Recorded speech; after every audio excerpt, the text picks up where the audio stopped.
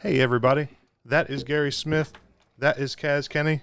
Kapow! And I am Eddie Bramble, and this is episode 22 of the Blackwaters podcast. Man, we getting up there, ain't we? Boy, we're going. Wow. So, Kaz, why don't you start us off with this week's fishing report? Ain't no fish down here. We saw them dragons today, didn't we? Oh, man. All right, so look, folks, here's what we got going on down here in the Snakehead grounds. Let's talk about what happened over the last week. So we had a bite come in and we saw it leave, and everybody's wondering why. So had a couple things happen here in the last week. We've had abnormal flood tides, which have just been astronomically high. Man. And we've had tides so low that sand's out everywhere, man. You could walk from here across the bay in some places. No, I'm just kidding. It wasn't that low. But it was really, really low. I mean, we struggled to get bait for days, you know. I mean, there was a day that me and Gary went down doing some fishing. We took JR and Jalen with us down there to try to get some snakeheads. And the tide was there. But the day before in that same place, the tide was 20 feet off of our money pier. And we were It was dragging, like that for 4 or 5 days. we were dragging baits across the mud to get them back to us, you know, and fish. So let's talk about what happened. So we know we had fish that were on the beds last week, and we know Saturday, you know, it got hot, and then Sunday the water temperature climbed up to about 78 degrees down here, believe it or not, on the surface. Some areas were even warmer than that. So, you know, they started making nests, building nests. They went right into the spawn mode. The bite completely dropped off, and then we got that cold snap. You know, it got cold at night. You know, we had some rain come in. The temperatures were dropping. And that's the only explanation I got, because the same places that we were going, and Gary can vouch for that, we were walking up the bank, you know, over the weekend. We were spooking them off the bank everywhere, weren't we? So so we know that that's kind of what happened. We know that they came on the beds. They were ready to go. And, you know, we all know that snakeheads are one of the only fish that can decide if they want to spawn or if they don't want to spawn. So they obviously made that decision to get off the beds and go do something. So anyway, they came back and they started feeding. You know, once they come off that bed 2 or 3 days, they get hungry again. They want to eat. So, you know, they ate today. Now, I know tonight we've got some precipitation coming through, I think, Ed. Yeah, that's right. That storm's off the coast, and that's going to bring some rain in. Okay, so we know from the east, bite the least, you know what I mean? So let's pay attention to what happens over tonight into tomorrow. I think Saturday we're going to get warm again. Sunday, you're going to see these fish build them nests back up, and if we can just stay warm, my forecast is we're going to see fry balls maybe by Wednesday or Thursday, because we know we only need 24 hours for them to drop them babies out, you know what I mean? So that's where we are with snakeheads. You know, we had a good bite today. Let's see what happens tomorrow. I don't know that it's going to be real productive with that front coming through. The perch are pretty much done everywhere. You know, they're catching some catfish here and there in some places, you know, to take up the time while the snakeheads aren't participating.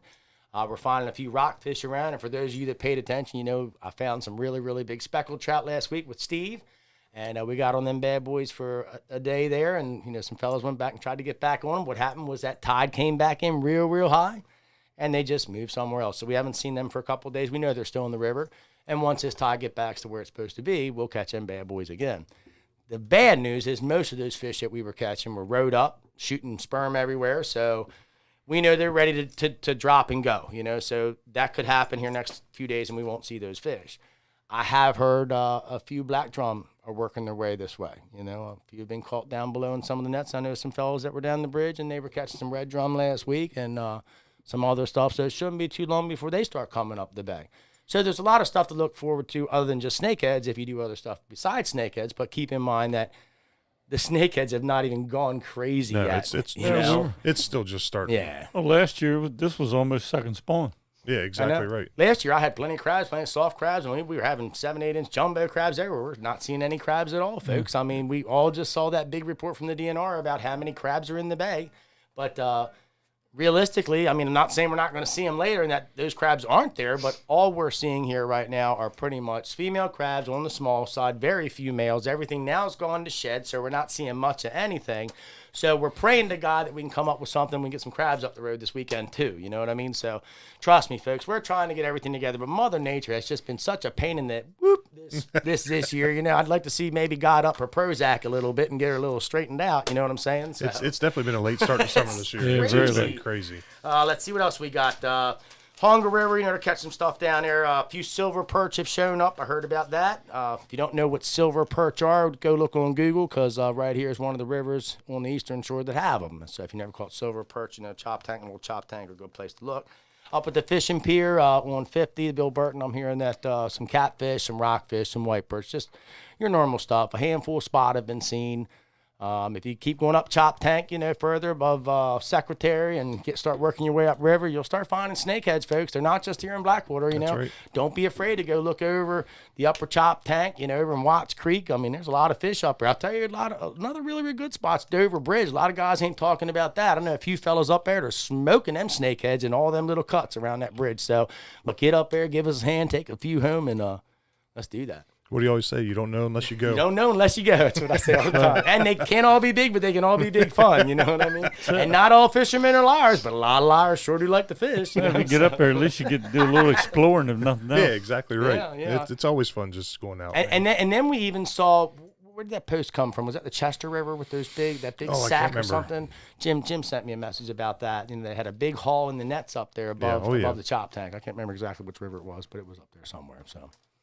All right, so this week we've got Matt Meredith from Blackwater Adventures. How you doing today, Matt? Good. Thanks for having me. Yeah, man. So tell us a little about yourself. Yeah. So, 32, I think. Usually I have to sure? ask my wife that. Yeah. 32 years old. Born and raised right here. You guys know, born in Bucktown actually, which is right in the heart of Blackwater. Oh, yeah. As they say, the corridor. So me along with my family. We have a family business called Blackwater Adventures. Blackwater was started in 2002, actually. So we've been around for a while. Actually started out of the garage, like literally, out of the garage. So we started with 4 kayaks and four bikes and 2 canoes. So we started small. And my parents, man, they're like your ultimate grinder. They hustled. They straight hustled Yeah, they did. For a long time. I remember. Yep. So, and it was really cool to watch. Put a good work ethic in me. You know what I mean? Because my mom, man, every weekend, we were out. We had an old, the old square body Suburban, man. We'd hook up. She'd hook up to this old rusty kayak trailer, dude. We throw these kayaks on. We operated out of. We have an old country store up the road. A lot of you people might have seen the old store. It's called the Bucktown General Talk Store. about that a little bit, because that's a very historic place. Yeah. So kind of go away from the Hope fishing a little bit. So we own the Bucktown General Store. It's a historical site, and so my family, actually, we've been in Dorchester County since 1663, so we go way back, and then we ended up in Bucktown somewhere around 1810, and then somewhere around the mid-19th century, my 5th great-grandfather bought, he was a farmer in the area, he bought a general store, and then just so happens that that before that, about 25 years, Harriet Tubman, famous abolitionist, she sustained a head injury in the store. So the head injury changed the course of her life. Was just this instrumental thing that caused her to have these sleeping spells. So now it's really on the map. So along with Snakeheads, we have a lot of history, and so the people come like to do for Snakeheads. They come from all over the country to come see the store and the Harriet Tubman Visitor Center. So it's still in our family. After all these generations, my dad, they restored it. I say it's on the registry, correct? Yeah, it's actually not on the historic registry. There's a lot of limitations that come with that, but it's on the Network to Freedom and a lot of other things. But it's a really prominent historical site. So it was really cool. Part of that hard work ethic. My parents, my dad, we bought the store back in our family. It was really dilapidated, actually, the store. So he's like, maybe we gotta save this place. It's a historical site, and it was in our family.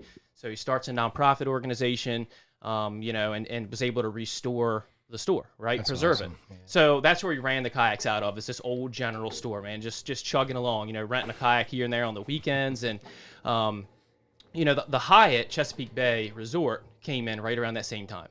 And that kind of changed a lot of things for the county. The Hyatt, they are great partners, with us and with a lot of people in the community. They bring a lot of people here, and they're very supportive of community of Dorchester. They employ a lot of people, and so we were able to get connected with the Hyatt.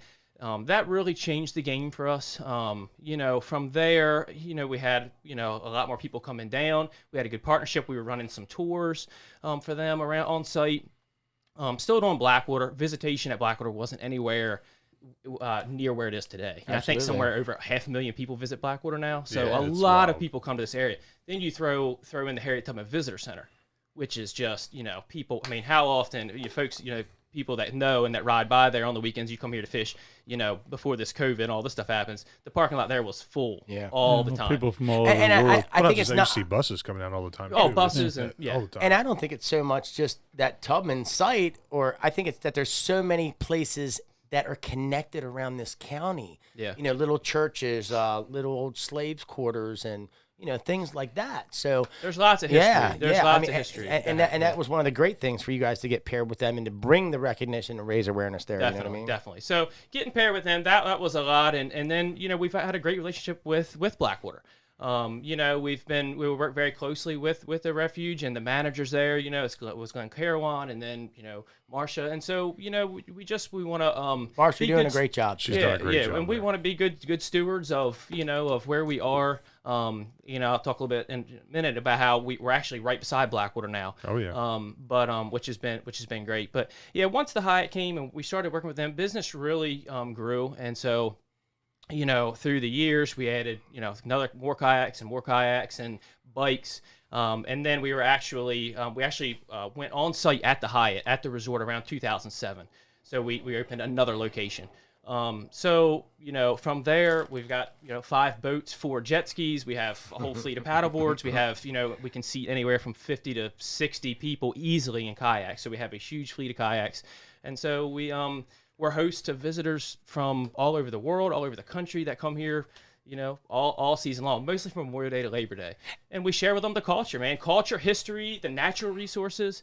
I've been doing snakehead fishing trips for the past 2 seasons, which has just blown up. It's been great, as, I'm sure you can imagine. So I think one of the greatest things is to see you sharing the passion with people that are coming to the county. Yeah. And I think that that's something that we need to see more of. Folks here doing, we know we've got a ton of people coming here for just all kinds of obvious reasons. So, I think that not only do we want to make a statement in the community, but we also want to be that guy that's finding solutions to the problems. We know we've got problems. We know we've got parking issues. We know we've got tons of people coming here. We've got to embrace it, And Exactly. I see you doing that, Yep. I see you moving forward and taking steps in the county to be proactive, and that's one of the things that we've been saying here from the get-go is, we need to be ready for what's coming because we're not going to stop it. We know it's coming. So we've got 2 choices. We can either be a woohoo or we can be nice and shake hands and make new friends, People are coming regardless. We've got to be prepared Now, for it. I do and want to that's the only clarify thing. one thing, though, with Matt. You're not in the kayak business of sales. You're in the rental business. So your thing is taking people out trips. That's your thing, right? Well, actually, so no. As of about 2 weeks ago, we actually became we use all Wilderness Systems kayaks, and Okay. for those of you that aren't familiar with them, it's worth checking them out. When we started, we tried out every kayak there was. We Old Town, all the different brands. Now, of course, there wasn't all these newer brands, Bonafide and all these other ones that have come out since. But Wilderness was great. They're more money.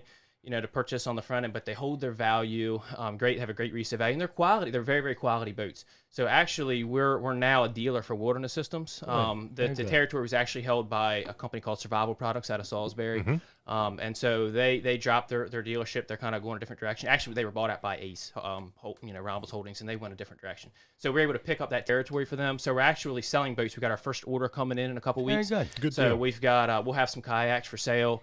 A lot of their main fleets. We've got some great fishing kayaks coming in. The Wilderness Systems Attack. They're a great design. Bonafide kayak is very, very popular now. The fishing kayaks, Bonafide. And the designer actually left Wilderness, and they went to work for Bonafide. So the designs are great. Bonafide's really, well, now the designer has left Bonafide. He's back with Wilderness. So we're excited to see in the upcoming months, in the next year, some of the new stuff that's going to be coming out and rocking with Wilderness. So it's going to be some exciting stuff, some new designs, and there's gonna be some good boats coming out.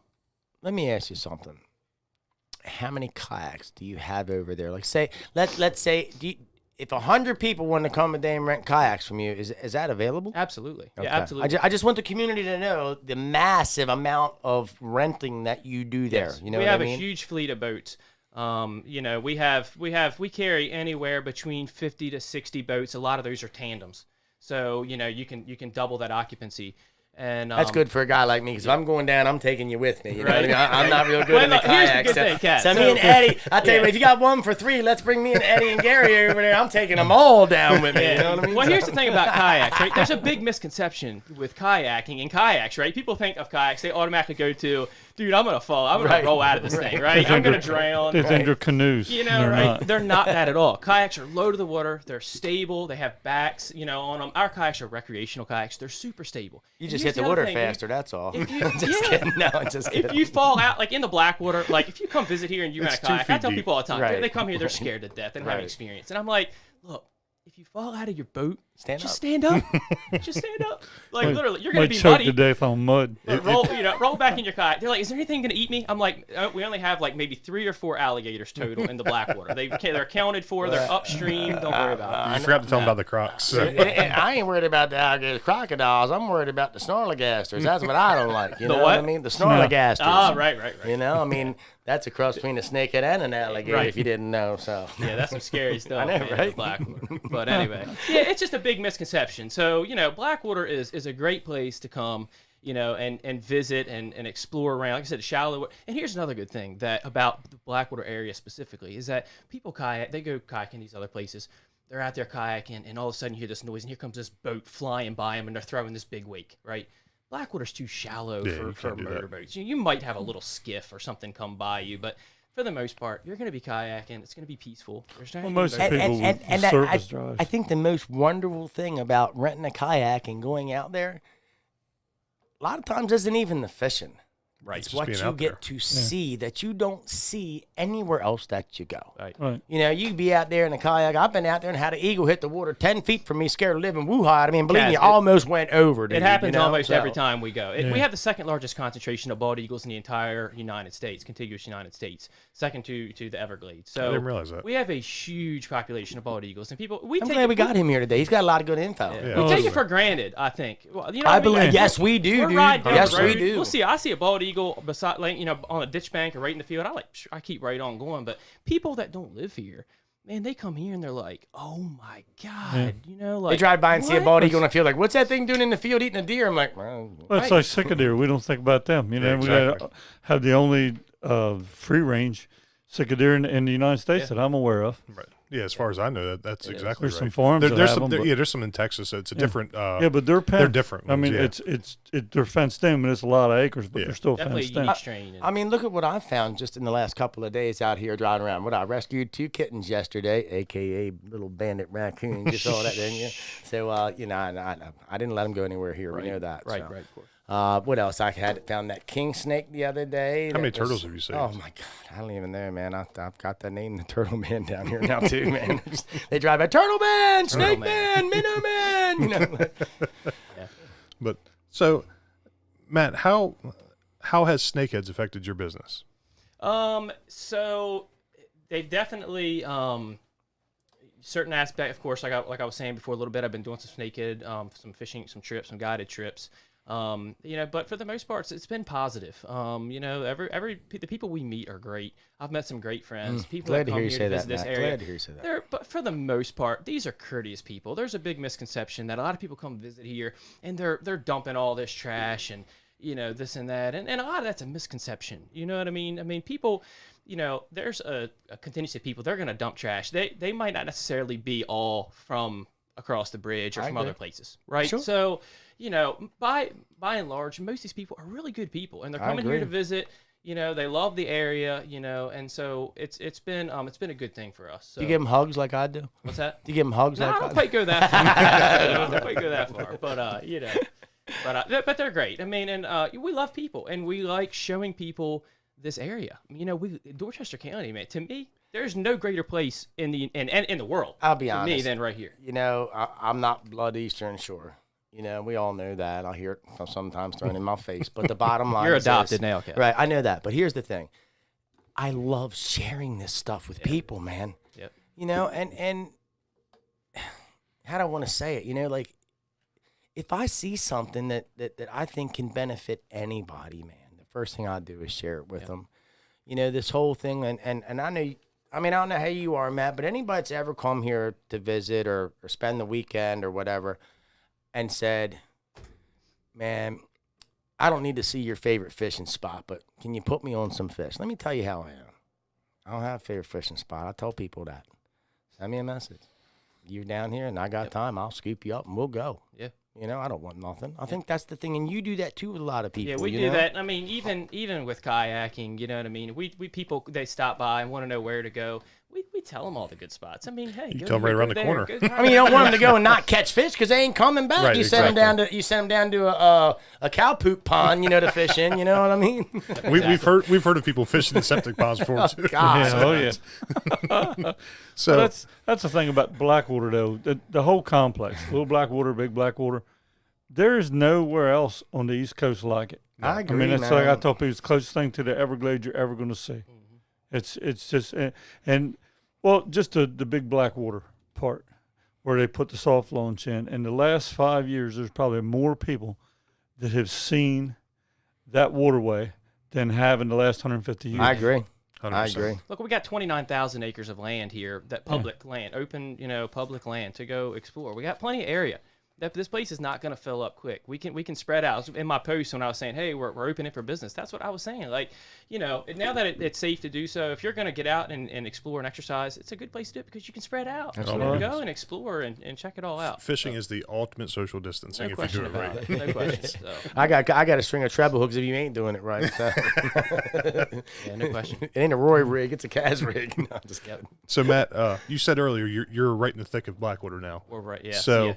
We what. Go ahead. Yeah, well, yeah, we are, and that was the evolution of our business, and it's been really cool for me to observe. With watching, my dad is just, he's been like I said, they're hustlers, man, and always looking for good opportunities and ways to capitalize and work hard and show off our county, and that was kind of part of it. The store kind of transitioned more into a historical site. We're open there. People can actually, if you want to get a tour of that place while you're down, if you come to fish and you say, hey, I want to stop by and check. The store is awesome. And Kaz, you don't think you've ever been there, have you? I know you've been by it 1,000 times. I know I've been by it 1,000 times. I think I remember a couple times we stopped and took pictures through the window and stuff like that when I first started, really exploring over on that side. But I've never been in the store. The store is really cool, and it's all original. So when you walk in, it's like stepping back in time. It's all there like it was. It hasn't been modernized. So it's really cool when you get an idea. It really is like stepping back in time. So that kind of transitioned as the Harriet Tubman thing kind of grew, and the state park and the visitor center opened, and we welcome people there. It's a museum. We have a 501c3 nonprofit, but it's Bucktown Store. So if you go to bucktownstore.com, you can book a tour online. Hi, Mike Stewart. Yeah. Oh, Mike. Hey, Mike. How's you today? But anyway, So as that happened, there became an opportunity. It was around 2000. I don't know, what was it? It was probably about maybe 7 or 8 years ago. The building that is, it was actually started as a cannery. It's right on the Little Blackwater River. It's right by Blackwater Bridge. Mm-hmm. So it's not the 335 bridge, but it's the one further up on Key Wallace, right? And it's the bridge that crosses there. So a lot of you have seen it. It's a big white warehouse. It was originally, like I said, a cannery. All these local areas around here, tomatoes. This was a tomato capital of the East Coast. Exactly. So that's what you did when bring you back were doing a summer job. tomatoes. Exactly. You either picked tomatoes or you worked in a canning house. And every little place had canneries. There's one right by the Chickamaucomco. That was then Robbins Boat Builders. That was a cannery. Yep. So it was a cannery. Maryland Wire Belt and Church Creek. Yeah, there you go. Martin Luther's Tire Place. Yep. So they were Madison Bay. It Everywhere just had goes a on and on. cannery. They were just Exactly. all canning houses. Yeah. So it's still there, and so the cannery, after it was a cannery, after that kind of went away from here, and Phillips just came out. That's a whole other story. But then it was a boat building facility. So Glenn Manning built halls there. Yep. So like Robbins Boats, the halls for. I've Robbins always boats. called it the boathouse. Yeah, the boat. So that was he married Robbins' daughter. right. So then it was a boat building facility. Then another guy bought it and went through it with some other ownership, and then we had the opportunity to purchase it. And it was a big step for us. It's a lot of building. It was a lot of property. We were very blessed. It was just the perfect opportunity. We had an opportunity to buy it. It was a lot of money, right? And so my dad, we're all like, Dad, we've got to have this building. We can do this and this and this. And we sat down as a family. We took a piece of paper and we laid out all the things that we could do with the property, right? So we were all just chomping at the bit to buy this building. And like I said, it was a lot of money. And my dad's like, I don't feel it. I just don't feel it right? And so, he's the leader. And we were like, okay, you know what I mean? You don't feel it. So I think it was probably about a year later, we bought the building for about half the price. Oh, So wow. it really worked out. Good. We were able to get the building for a good price. It was a great opportunity. Like I said, we've been very blessed. And so we got the cannery. It was right on the water. It was covered. When we bought it, it was covered in frag. It doesn't look like it does today. It was covered in frag. You couldn't see the water. We didn't even really know there was a pond there. If you drive by it now, you'll see this pond. Well, that pond's perfect. It's a perfect soft launch, and we'll get into that in a minute. But it's a great place to launch your kayaks. So we cut all the frag. We pulled all the galvanized tin off one of the roofs or off one of the walls, so it was like a big porch, and cleaned it out. And man, that place has been just a labor of love, man. It's a cool building. We've done weddings. We've hosted tourism events from Maryland Tourism Coalition and the county, and we've done a lot with the building. We've done weddings, and it's such a cool place. It's a great place. It's in a great spot, and man, we're so fortunate to be there. And it provides us a place to keep our kayaks, to keep our boats. So we got that. That was another big turning point for our business. Kind of changed the game. Just because of the location. So we're there now. We're right. We can, out of my office window, I can see the entrance to the Wildlife Drive. So we're looking right there. You can count all the people in Key Wallace. What's can't that? You count all the people fishing on Key Wallace. I count them all the time. Yeah, in fact, somebody asked a couple weeks ago. They sent on Snakehead Life. They were like, "Hey, anybody know the conditions at Blackwater?" I was like, "Hold on a minute." I walked out there and took a video. That's I walked right. out of my office and took a video. I was like, "Here you go. These are Come the on conditions." with it. Come on with it. So anyway, yeah, we're right in the heart Matt of the it. weatherman. Yeah, exactly. I was like, you want a fishing report or you want a weather report? I'll give you. You have to a dress a weather little better than that, though, if you're gonna be the weatherman. Right. I don't want to be. At least wear a weatherman. jacket. I don't want to be hated that much. Right. Yeah, but you can be wrong. That's a good thing. right. Right. Exactly. You don't even have to go outside. Just say something. Yeah. So, This is fun today. So, Matt, recently we've learned that the sheriff's office is going to start enforcing the parking regulations. Mm-hmm. So they're done giving out warnings. Yep. And we've let everybody know that rigorously over the Good. past couple And weeks. people, you can't be mad about that. No, You they- got to no. understand, and this is farming time. They got to get the crops in the That's ground. They right. got to spread the manure. They got to get all this stuff done. And if you've got your car halfway hanging out, they can't get the combine through. They can't get the planters through. They can't get the fertilizer tractors through. You know what I mean? So Right.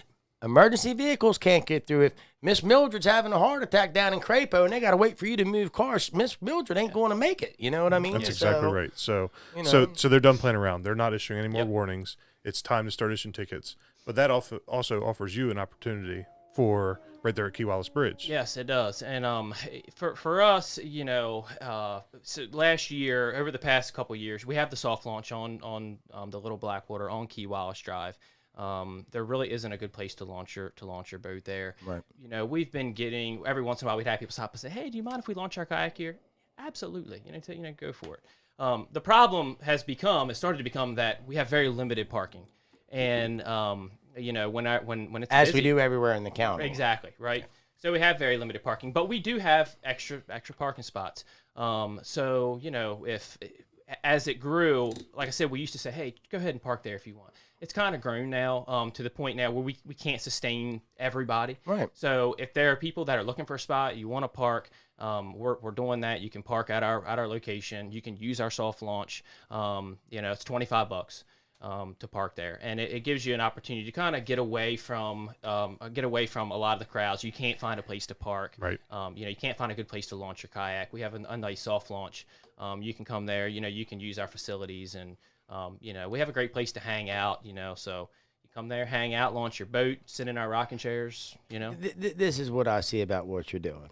Okay, and Eddie and Gary, you're right here with me. We've been hearing it from the county for months. We've been hearing, Years. but with the snakeheads coming, we're seeing more of it. You know what I mean? When the white perch used to run, it was nothing to see this kind of people out there white perch fishing when we had heavy white perch. You know what I mean? Yeah. So I think the biggest thing that the county should be looking at you and your family right now about is you guys are finding solutions to the problems that have been presented to the county, and this is where we all need to work together. This is the importance of us all doing this together. The whole COVID, we're in this together. Hey, we're all in this together too. We've had the problem. We see the problems. So us as a community, we have to find solutions to these problems. Definitely. And you have found a solution to a problem. Yep. And we need more people in this county to help us find some more solutions to this problem.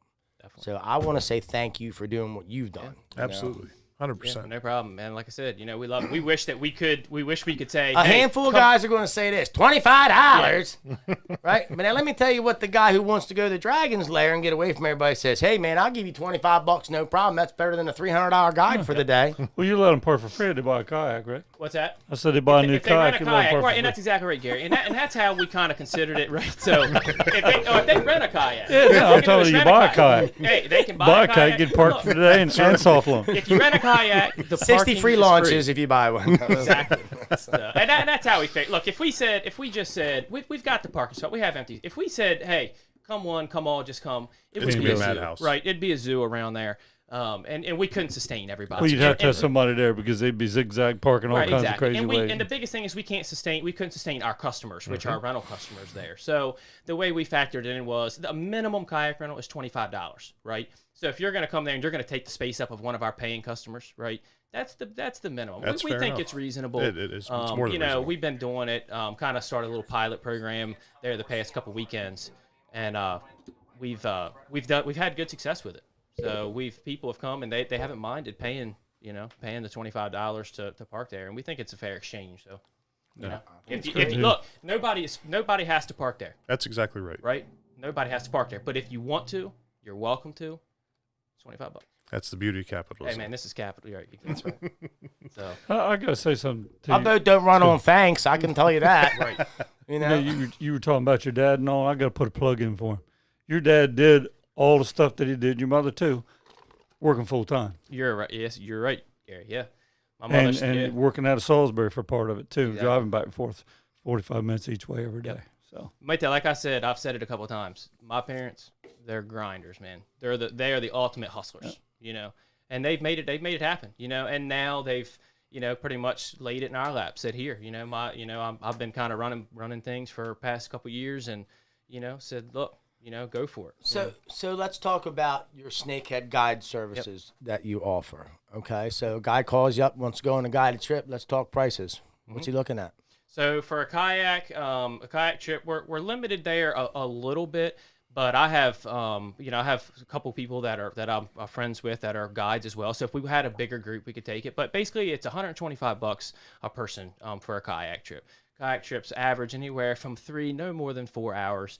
We just found that's what's comfortable. A lot of guys can go out and they can get in a kayak and stay out there all day long. That's not for everybody. Yeah, I right? mean, That's the not for beginner is not going to be able to sit in that kayak because Right. they're just not accustomed to Yeah. sitting like that. And I get that. Exactly. So so we go out. Look, it's fishing. At the end of the day, I mean, we go out, we do the best we can. We have a great success rate. We have Guys good luck. doing great. Exactly. So we have a good time. We go out And there. your success rate, I just want to plug you. The success rate's so good because of the area that you're in and the biomass that's between Key Wallace and Maple Dam. Exactly. So you're right in that prime zone. And dude, that's a good price for 4 hours in my book. And let me It say, is. and another thing too is sometimes we don't go right there. So to add a little mystique to it, we don't. We have some other spots that we like to go and experience. We have some connections, and so it can get fun. I'll just say that can get fun. So now, as also too, kayaking's not for everybody, and we understand that. Yeah. And so I've also got a boat. I got a 20-foot boat. It's got a 40 horsepower mud buddy on it. There you go. Just riding in that boat alone without fishing is fun. I don't care who you are. When you start that motor up and you're throwing a rooster tail 15 feet in the air of mud, it's hard not to have a smile on your face. You ain't sitting at that. So, hey, look. It's hard not to have a smile on your face when you get covered by that rooster tail by accident either. We try to stay in the boat, though, Kaz. So keep the rooster tail behind us. So I like the water ski behind them rooster tails. Man, look, that'd be awesome. I haven't tried that yet.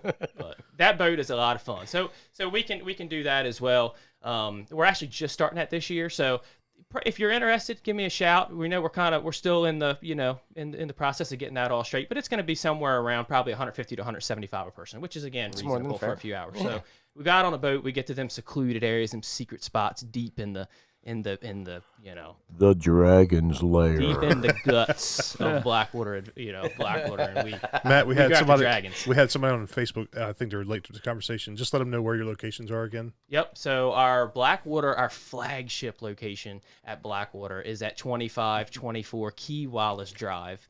and that's Cambridge, Maryland address. Our phone number, this is our phone number for all locations. You can call that, and then from there you can, dial 1 for all the different locations. But it's 410-901-9255. So you can call us, and you get through. Email, if you go on, you can Facebook message us. We're available, all the traditional, Facebook, you can message, email, all that stuff. Go to our website, BlackwaterAdventuresMD.com. We have a lot of information there.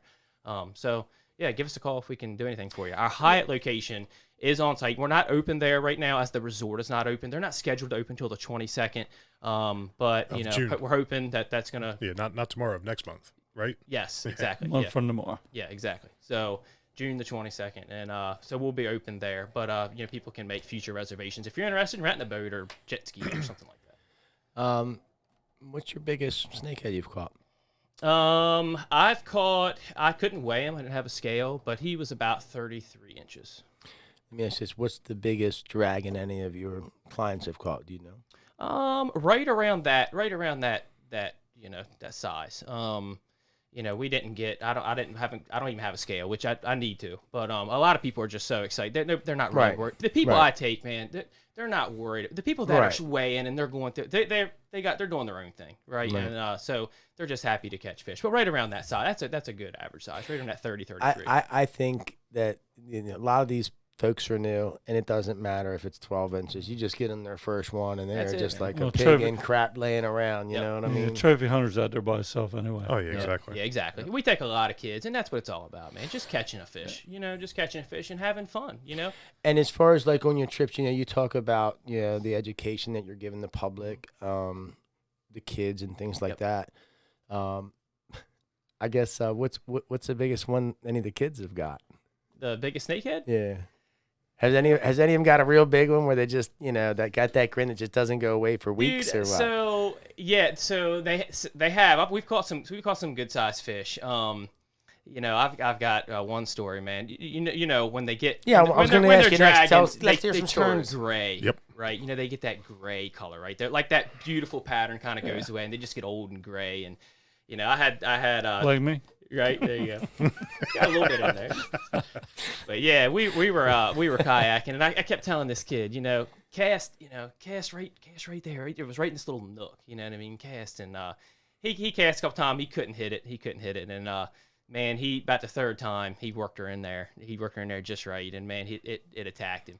And he got it right too. It was really still to this day, man, makes me cringe a little bit. But he couldn't quite land it. But the fish came up out of the water, massive fish, and he couldn't quite land it. But we've had some fun, man. We've had some fun times out there for sure. That's what it's all about. Yeah. You know what I mean? I would say that fish it was bigger than the one I caught. I mean, I don't know. What's, I mean, when you're in that 33, 34, you're looking 14, 15. Yeah. That's a big fish. You're in double digits. That's a big fish. I mean, there's no doubt that we could call that a dragon. That's a big fish. If you're over 30 inches, you're in double digit territory in the pounds. Exactly. So you're fine. Yeah, but we had some fun. I was thinking the other day, you're talking about some of the other areas that you go to. Where are some of the other areas you go? Not your private spots, but like you take them down to Shorter's Wharf, you take them down to the Chick, you take them. You're saying that they don't have. It might not be there that you might have a pop-up surprise. So talk about some of the places that they might get the opportunity to go and enjoy, other than where you're located. Yeah, so we do some of the other rivers around. I mean, the Transquakin we go to sometimes, and I've got a really good spot there that I'm privy to that some other people would be hard to get there. So I actually know the person that lives on the river, happens to be my sister. And should have said that. It'll be Googling your last name, calling your sister tonight. No, they can't. They won't find it. They'll have LEDs in their windows tonight. No. Just kidding. Yeah, they'll never find it. But but no, we go out. Look. Here's the thing. It's all good, man. There's these snakehead are everywhere. See, and you just hit the nail on the head. I look at these guys on the bridges, man, and I just think to myself, I know they're catching fish, and these guys will call me like, man, I just had 4 hours, I can't even get a spot. That's not my problem. They got Google Maps, and if you're smart enough to look at the river and look for something coming off the river and another road going around the corner that you might not see, that's legal to be on, remember, not somewhere you're not supposed to be. Not somebody's driveway. I mean, there's plenty of opportunities here, man, and they're not all right here around the 335 area. We're the largest area. county in the state of Maryland by landmass, and we're the least populated. Exactly. So there's a lot of spots here. There's a lot of fresh water, a look, it doesn't take a rocket scientist, right? Google Earth changed the game for everything. I It agree. changed the game for hunting. It changed the game for fishing. So, Open up the septic ponds. just right. You know, look, if you haven't found a good spot, it's just because you haven't done your research. Right. You know? That's exactly So, right. just, That's a fantastic you know, point. Just look into it. Definitely. So. Yeah, I don't know. What are you thinking, Eddie? Try not to. Yeah, that's not good. You're thinking. What's your favorite bait when you fishing? the You last like bottom fishing, or do you like live fishing, live bait, or you like? Okay, so that's actually a good question. So I like artificial baits a lot more than live fishing. He's your buddy, Gary. So, you know, the thing is with that is people like to, you know, they like to be doing something, like to be casting, and I understand that. I do too. You know, some people just want to catch fish. They want to do what's going to catch the most fish, and I understand that too. If you want to sit there and hold a bobber, I'm all for that. I like that. You can catch fish. A lot of times that catches more fish than using artificial. Depends on the time of the year and if the fish are spawning, all these different conditions. But at the end of the day, look, to me, there's nothing like pulling a topwater frog, 100%. right? I'm with And you're you, man. pulling it across there, and then all of a sudden, bam! You know, that fish hits. And then there's this nothing guy like hits it. you. Yeah, exactly. So right there. If that doesn't get your blood pumping, Man, exactly right. You That's know? exactly right. Ouch. Yeah, you don't want to kiss these fish. that's awesome. Oh man, that is a beautiful fish. That is a beautiful fish. Who makes this mountain? Barry. Shoot, I forget his last name. Come on, Barry. Where's his card at? I've got his card here somewhere. We'll get his stuff up at the end of the show, though. I don't know who he is, but he Barry does a good Taylor. mount. That's for Barry sure. Taylor. He Yep. lives in Pennsylvania, correct? Yep. hmm Does a great job. Does a Yep. great job. My guess is he's done some walleyes. Probably. Man, he does it. Man, it's just fantastic. I mean, just the pattern that he's got on this thing, you know? Was your biggest that big? He maybe not that big. That's a big fish. That's man. a big fish. That's a big fish. Yeah, that's a big fish. What about you, Kath? I don't know, man. I mean, that thing's big around my head. I'll tell you what, man. This guy's coloring, and I mean his pattern work and his artwork. I mean, he's nailed it. I can say that. Yeah. You know Yes, what I mean? He's going to be busy this summer. Yes. And we were looking at what was it, an inch? $20 an inch $20 an inch. around Did 6 y'all months. see the guy that turnaround time. carved the fish? Oh yeah. Yeah, we saw some of that That was too. phenomenal. I reached out to that Fantastic. guy and told him, you know, we'll put him in the store. Come on, Dude, man, that bring him was- here. That you was know? awesome. Yeah, he did a really good job with that. I Yeah. was really impressed with. Yep. It was very. I mean, the detail on that was just fantastic. Like I've said 1,000 times, the coolest thing about this whole snakehead thing is just watching everybody find the niche that they want. Yep. You know what I mean? These guys building baits, these guys carving baits, these guys making keychains.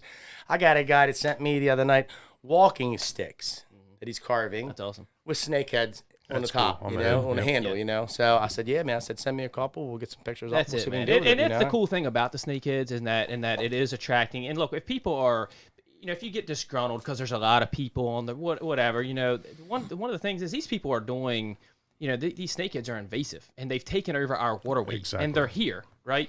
And you know, it was none of our faults, but these people are coming here and they're taking these fish out of our waterway. right. So you know, at the end of the day, it's really a good thing. You know what I mean? I agree, and I think the best thing is to hear you just say what you said, because more locals that will speak up and say there's a problem, then the community is going to be believing that more there is a problem instead of not believing there is a problem. Well, and you got to understand that all the fish that are caught here, if they weren't caught, they would be in the water, and it just wouldn't be that number because they'd be multiplied. Exactly. Right. And it would just they would have took over. I mean, the sad part is that so many people are coming here moving the fish. That's the saddest part of it. There's no need to move the fish. The fish are already moving. They're already there. The more you move, the worse that you're making the scenario for you on that end of the ecosystem. You know what I'm saying? just, you're bringing what we've And got people to argue you. with me over and over and over again. You know what I mean? I just don't have time to argue.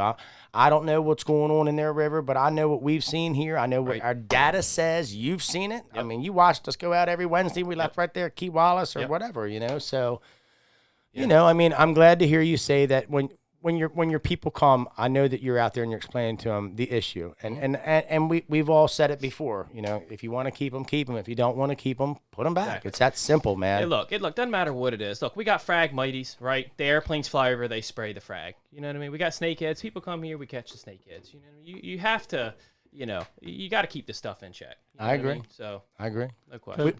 Balance is the biggest thing, and we are so out of balance now.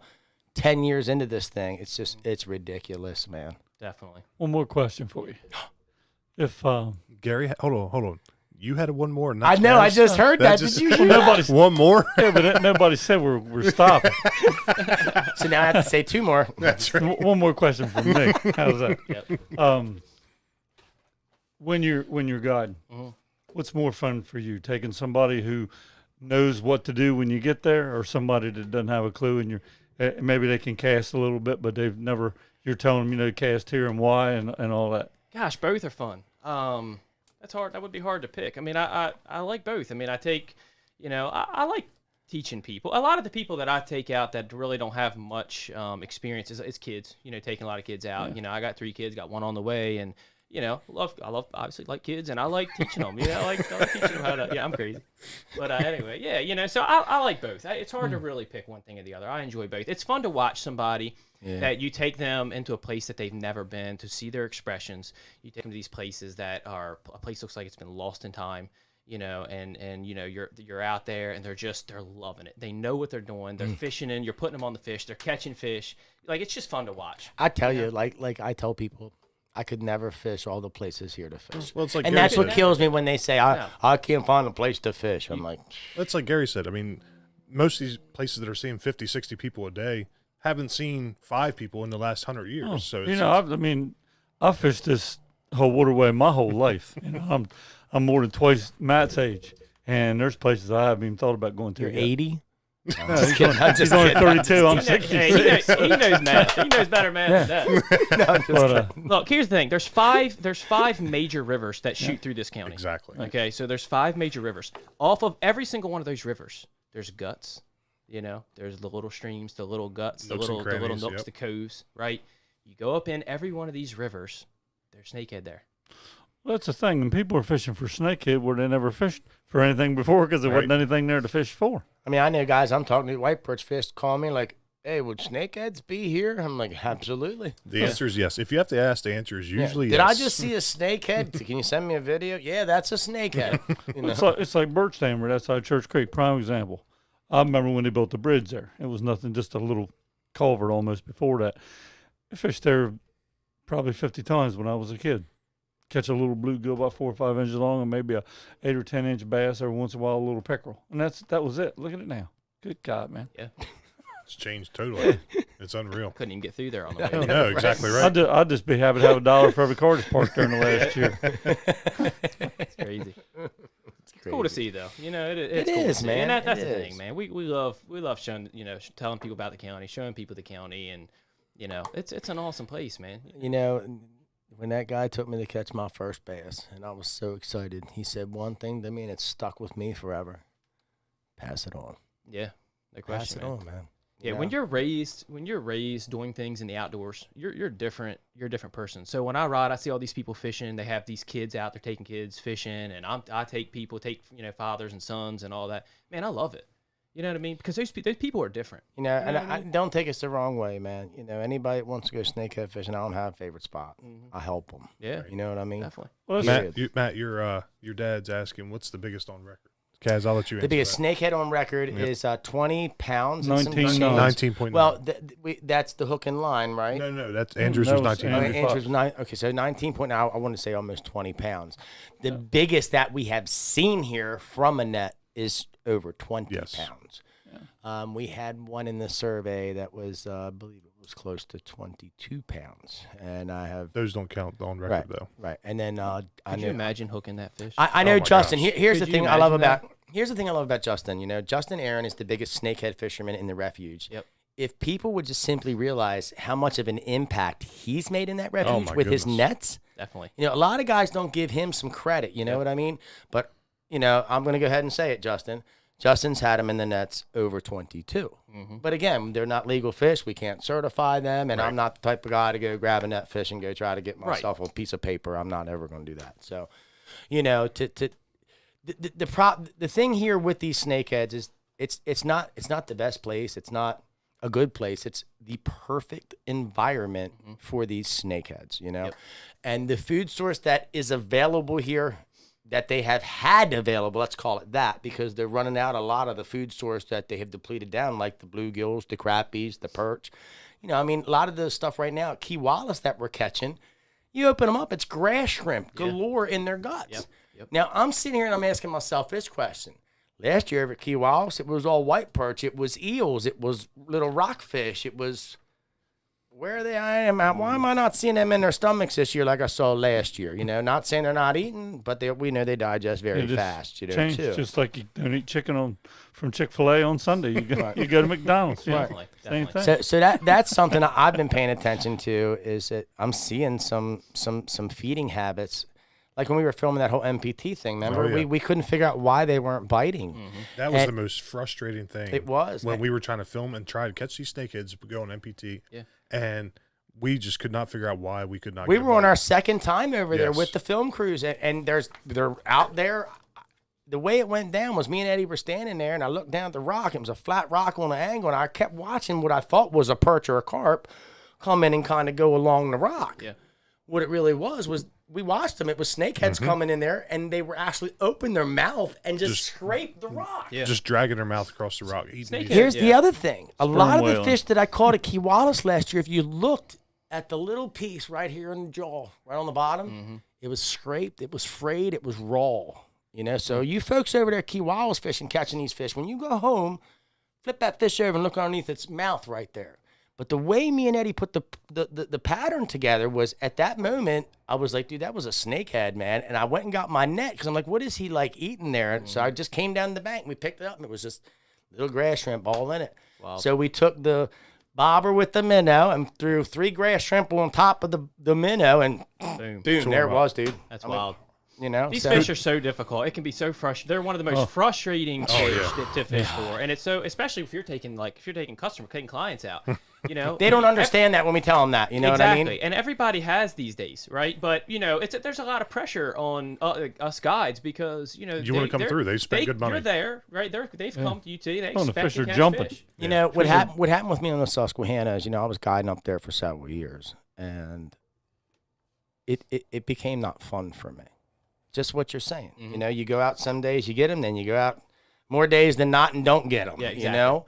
People that fish understand that. And you try to tell a new client that, and they just don't get it. And then they go home and they put a review up, say, I spent 8 hours this goddamn day. I caught 1 white perch and 1 bass, and I spent $500. What a ripoff. Yeah, I've been very fortunate, You know? but that is true. You know what I mean? It can be very, very. That can be definitely, you know, definitely frustrating. But I have been very fortunate. The fish seem to me, now everybody, other people might have a different experience. They've been very hard to. Snakeheads are hard to pattern. It's like a lot of fish. Well, the different tides and the different times of day and all this stuff, man. It's, you know, catch fish on incoming, outgoing tides. You catch fish on, you know, different days and stuff. Yeah. They're hard to Oh, pattern. yeah, Very hard to pattern. No, there's no pattern to it. No, exactly. What's your favorite lure?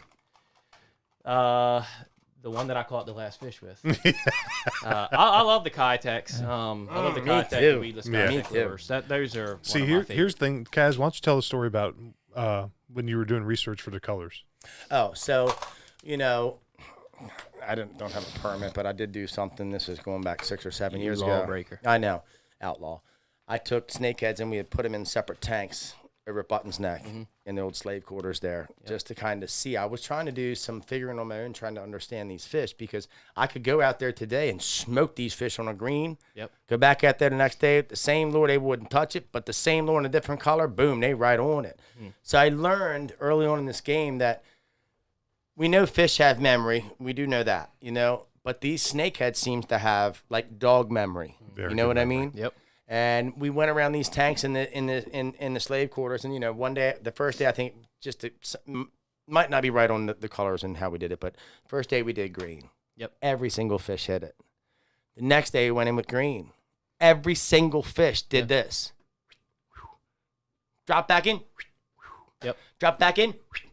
Nothing. I mean, 5, 6 times. Yep. Change of color. Bam. Yep. Then you come back on the third day. Throw the white. Throw the green. Let's go orange. Bam. Yeah. So I think that is the biggest mystery with the fish that we need to unravel. Yeah. Is this whole memory game that they got. That's why I just showed you 4 different color MEPs and a couple different color other lures. You know what I mean? The MEPs right now are doing great. These elastics, oh my God. They are tearing them up. These are just, I mean, these things are just smoking these fish. If you have not used these, my cousin Ricky, that's all he's been throwing for the last month.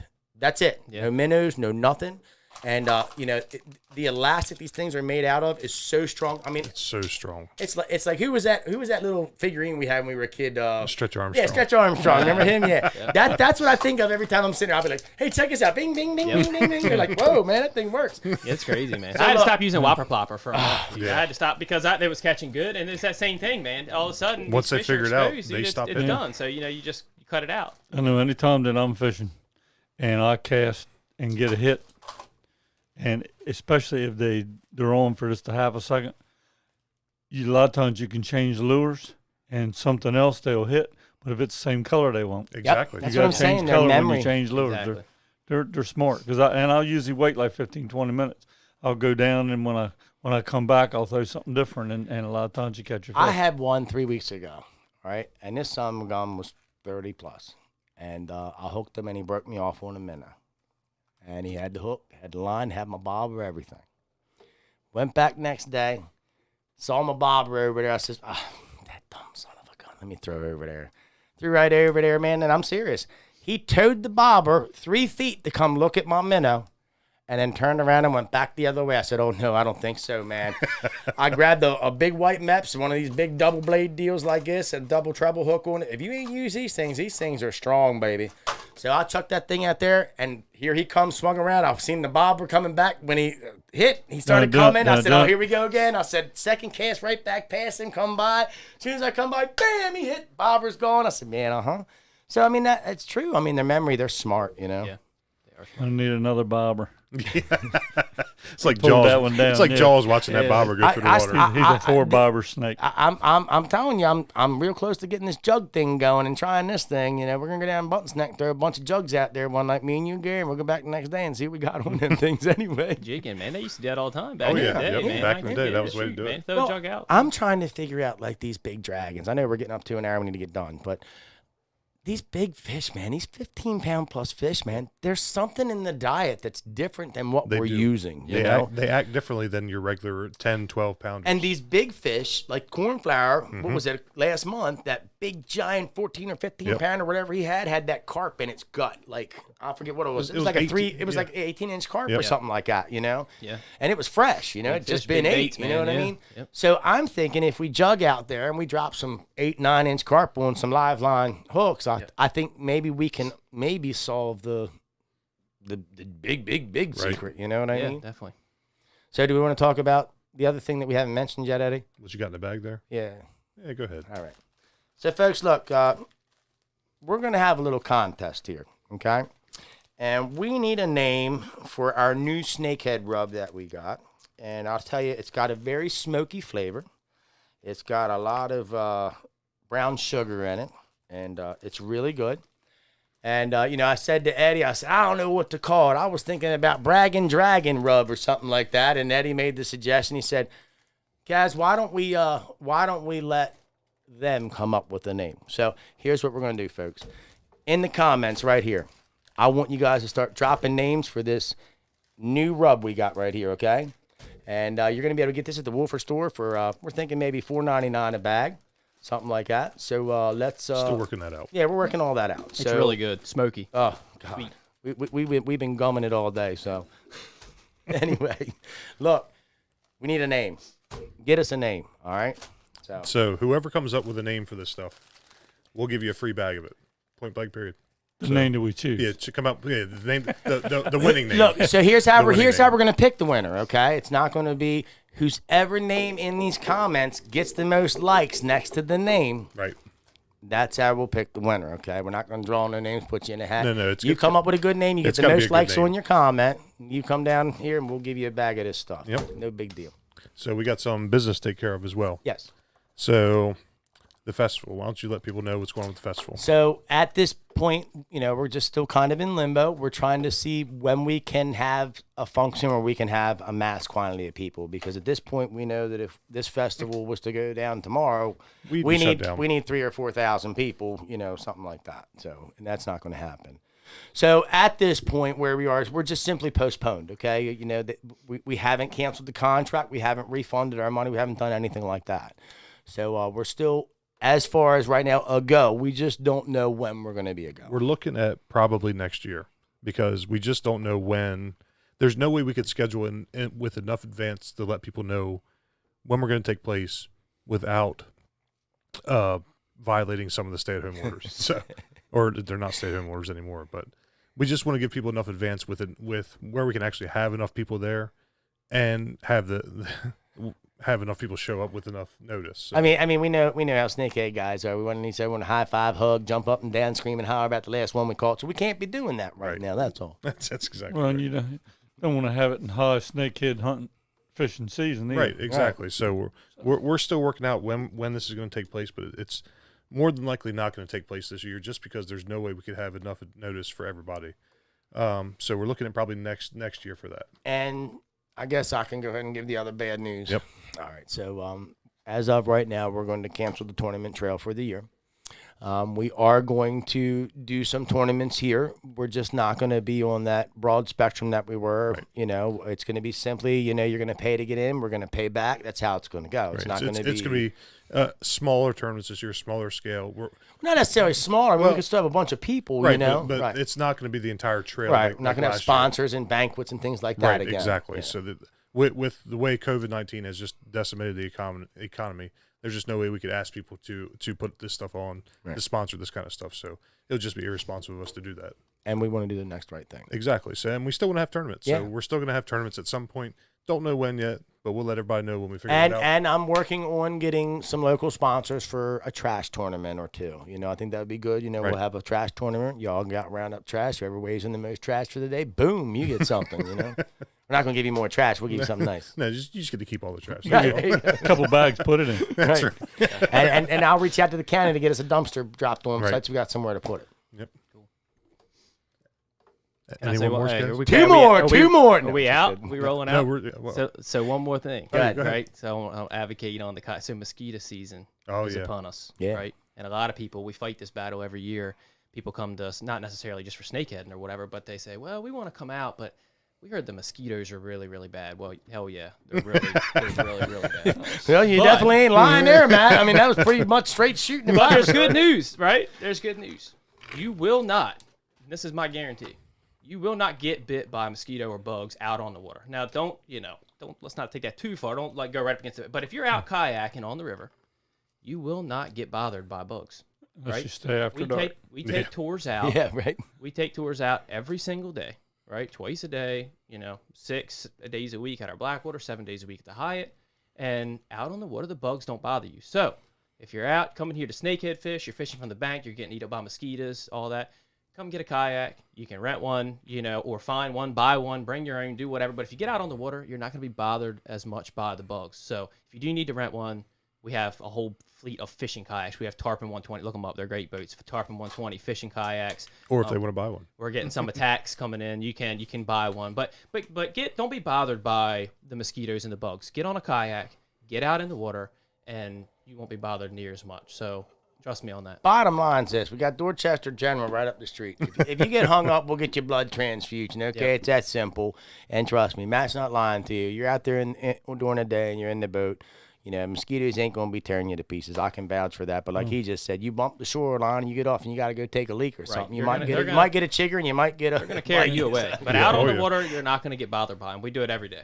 Kayaks don't break down either. That's right. I never thought not unless you break down. That's a good shirt, man. That's a good shirt. You might get a Charlie horse in your arm or something, but the kayak's not going to break down. Yeah, they are. That is another myth because people get, they think kayaks, they have this misconception, but they are really, really comfortable. Kayaks have come a long way. So I would encourage you, if you haven't been out on a kayak for a while, or you think I can't do it, I don't have the physical strength to do it, or stamina, anything else, give it a try. These new boats are different. They track well. The hull designs are good. The seat designs, it feels like sitting on a cloud.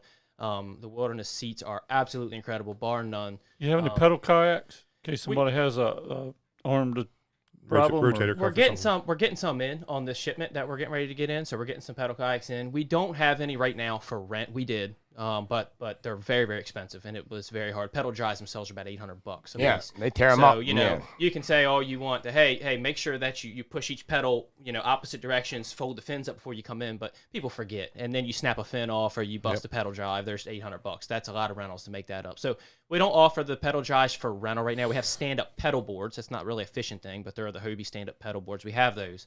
But as far as pedal kayaks, we don't offer them. You can certainly buy one. We can certainly hook you up with a new pedal kayak. So let us know. I did have one more thing that I did want to mention to you. You don't have one more. No, it's you, man. We don't have anybody here really on the bow scene. And I told a buddy of mine to come see you this week. He just finished building a boat here locally.